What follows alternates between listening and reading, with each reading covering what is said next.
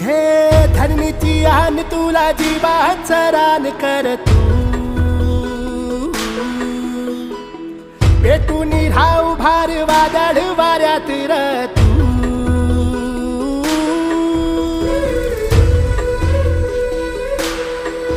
हे धरणीची आन तुला जीवाचं रान कर तू